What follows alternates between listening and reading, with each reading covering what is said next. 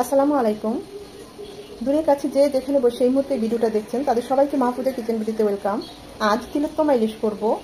খুবই মশলাবিহীন বললেই চলে এবং খুবই ঝটপটে, কিন্তু খেতে অসাধারণ হয়। Different looks, different taste. দেখতেই পাচ্ছেন কতটা লোভনীয় হয়েছে আমাদের এই তিলোত্তমা ইলিশটা। তো যারা এভাবে করেছেন তারা তো জানেনই, আমি আমার মতো করেই করলাম। তো সেটাই আজকে আপনাদের সাথে শেয়ার করব। কথা না বাড়িয়ে চলুন আমরা মূল রান্নায় চলে যাই।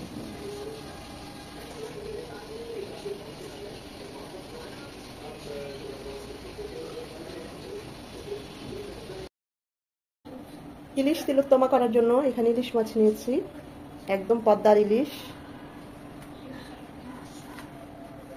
তিলোত্তমাটা করার জন্য এখানে একটা পেস্ট করব। নিয়েছি কাজু বাদাম 10-12টা, এখানে হাফ কাপ তিল আছে, সাদা তিল,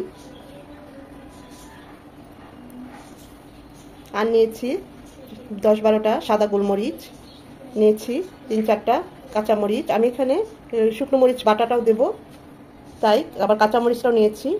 একটা অবশ্য কমিয়ে দিব, এতগুলো দেব না, ঝাল হয়ে যাবে একসাথে। আর টক দই, হাফ কাপ টক দই, ঘরে বানানো টক দই, তাই একটু লিকুইড। এগুলি সব এখন একসাথে ব্লেন্ড করে নেব।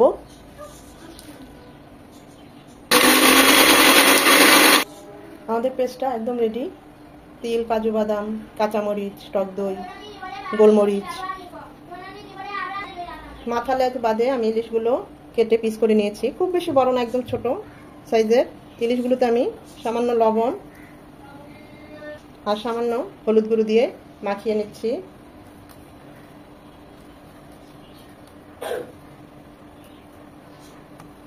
এটা রেস্টে রাখার কোনো দরকার নেই, আমরা সাথে সাথেই এখন চুলায় চলে যাব।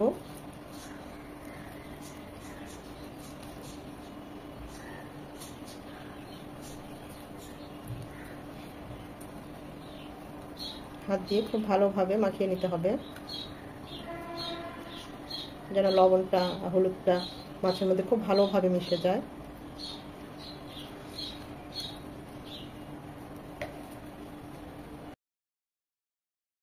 ইলিশ মাছগুলো ভাজার জন্য প্যানে দিয়ে দিচ্ছি সরষের তেল।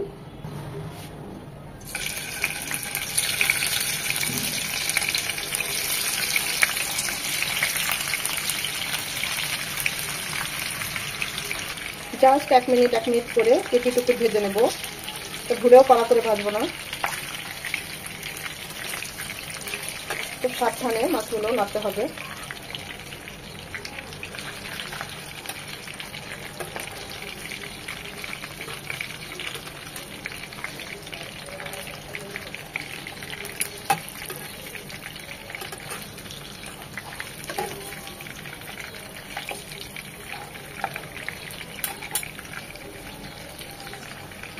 ওই পাশটা 1 মিনিট ভেজে নেব। যে কোনো মাছ আমরা যখন রান্না করব ঠিক এরকম হালকা করে জাস্ট 1 মিনিট করে ভেজে নেব। যখন মাছ থেকে তেল বের হবে, ফ্লেভার চলে আসবে, তখনই মাছগুলো উঠিয়ে নেব।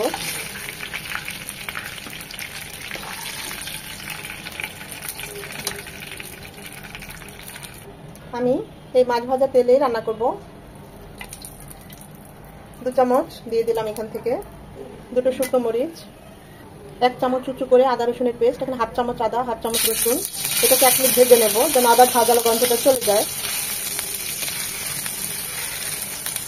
আদা রসুনটাকে 1 মিনিট ভেজে নেওয়ার পর 1 চামচ মরিচ বাটা, শুকনো মরিচ পাটায় বেটে নিয়েছি, সেটাকেও এই তেলের মধ্যে 1 মিনিট ভেজে নেব। এখানে কোনো পেঁয়াজের ব্যবহার হবে না এই রান্নায়। এখন আমরা যে পেস্টটা করে নিয়েছি সেই পেস্টটা দিয়ে দিলাম। সবকিছু ভালোভাবে কষিয়ে নেওয়ার জন্য বাটিটা ধুয়ে 2 টেবিল চামচ পানিও দিয়ে দিলাম।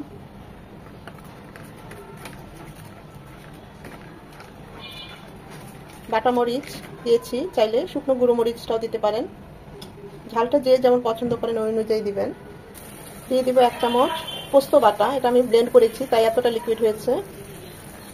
সবকিছু খুব ভালোভাবে কষিয়ে নিতে হবে। মশলাগুলো, তেল, সবকিছু যত ভালো কষানো হবে আমাদের তিলোত্তমা ইলিশটা তত টেস্টি হবে। বারবার নাড়তে হবে, যেহেতু তেল নিচে লেগে যাওয়ার সম্ভাবনা থাকে। তেল থেকে সেপারেট না হওয়া পর্যন্ত এভাবে নেড়ে নিতে হবে। মশলা থেকে তিল, এখানে বাদাম আছে, সবকিছু থেকে তেলটা সেপারেট হয়ে গিয়েছে। আরো খেয়াল রাখতে হবে নিচে যেন কোনোভাবে লেগে না যায়। এখন এখানে দিয়ে দেবো আমি হাফ কাপ ফুটানো পানি। এখানে অবশ্যই ফুটানো পানি দিবেন, এতে করে রান্নার টেস্ট দ্বিগুণ বেড়ে যায়। এখানে কিন্তু আমি অন্য আর কোনো মশলা দেই নাই, শুধু মরিচ বাটা দিয়েছি। আপনারা চাইলে হলুদ গুঁড়ো দিতে পারেন। আমি যেহেতু মাছটা মেরিনেশনের সময় সামান্য একটু হলুদ দিয়ে মাখিয়ে নিয়েছি, তাই আমি এখানে আর হলুদ গুঁড়ো দিব না, আর কোনো মশলাই দেবো না। এখানে যত মশলা কম দেওয়া যায় ততই ভালো। ইলিশের ফ্লেভার টেস্ট দুটোই অটুট থাকবে। এখানে শুধু তিল, বাদাম, কাঁচামরিচের ফ্লেভার এগুলো থাকবে। খুব ভালোভাবে পানিটা ফুটে আসবে।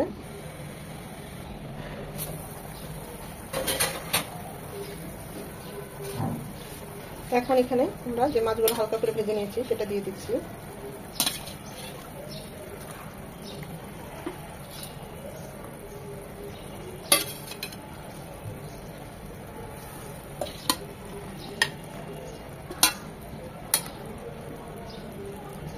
যারা এইভাবে ইলিশ তিলোত্তমাটা করেছেন তারা তো জানেন এটা কিরকম টেস্ট, আর যারা এখনো করেন নাই একবার হলেও ট্রাই করবেন। দুটো কাঁচামরিচ মাঝখানে কেটে দিয়েছি ঝালটা বের হওয়ার জন্য। ঝাল আর লবণের পরিমাণ বলছি না, এখন দিয়ে দিব স্বাদ মতো লবণ। এটা হবে 8 থেকে 10 মিনিট।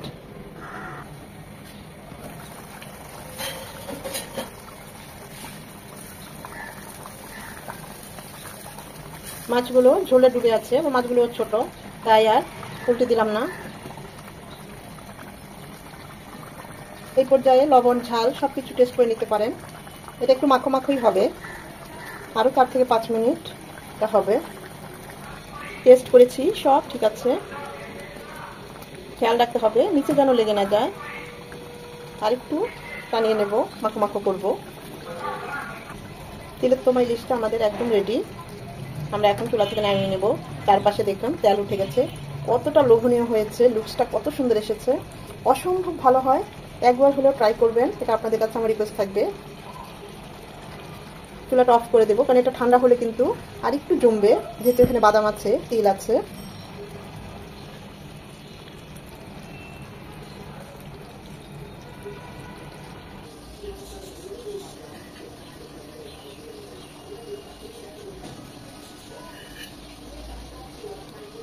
অসম্ভব মজার এই তিলোত্তমা ইলিশটা, দেখতেই পাচ্ছেন কতটা লোভনীয় হয়েছে। যতটা লোভনীয় হয়েছে তার চেয়ে বেশি খেতে এটা মজা। যারা এইভাবে করেন তারা তো জানেনই, আর যারা একদম এখনো ট্রাই করেন নাই আপনাদের কাছে আমার রিকোয়েস্ট থাকবে একবার হলেও ট্রাই করবেন। আমরা তো ইলিশ কতভাবেই খেয়ে থাকি।